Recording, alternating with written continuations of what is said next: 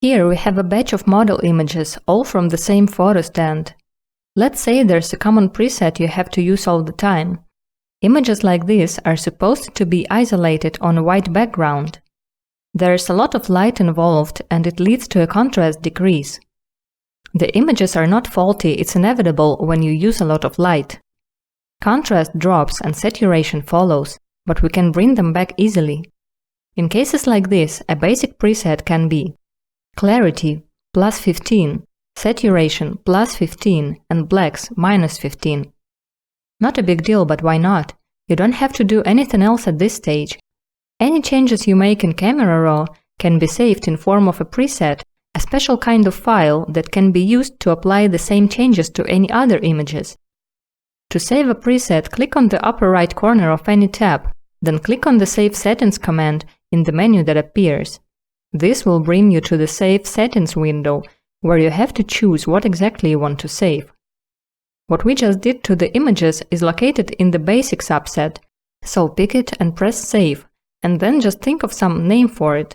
Now, when you open any new images, you can load the preset you've saved before, the same way, by clicking on the Load Settings command. Or you can go to the Presets tab, which is second to the last, and choose it from the list of the user presets.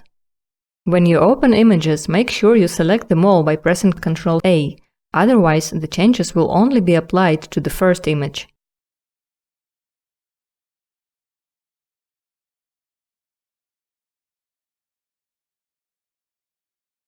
When you work with images in Camera Raw, make sure you switch shadow clipping and highlight clipping warning to on by pressing O and U on your keyboard, or by clicking the triangles above the histogram.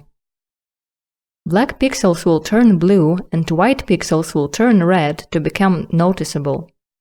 Depending on where you see them, you might want to fix that. Bear in mind that clipping does not just occur with white. It's enough if just one channel hits its maximum value. It means that you can experience a lot of highlight clipping without a reason to panic. This skirt, for instance, is not white but pink, but its red channel is very bright. So if you increase exposure, it will hit 255 very soon and you'll get a clipping warning. It doesn't mean you have to avoid clipping at all costs. When your white or black items get clipped, it's bad, but for the rest of things, it depends on the particular items and situations. If you try to avoid clipping without paying attention to why it's even there, you'll end up with gloomy low-contrast images for absolutely no reason. But that only happens with the highlights clipping, so if you see the shadows clipping, you can be pretty sure you have to fix that. Bear in mind that you're free to increase contrast as much as you want in Camera Raw, but you can do the opposite, at least not so much. Let's have a look at the images that are the opposite of what we've seen before. This lighting scheme gives us high contrast images, especially in the shadows. Black items look very dark even when the overall exposure is correct.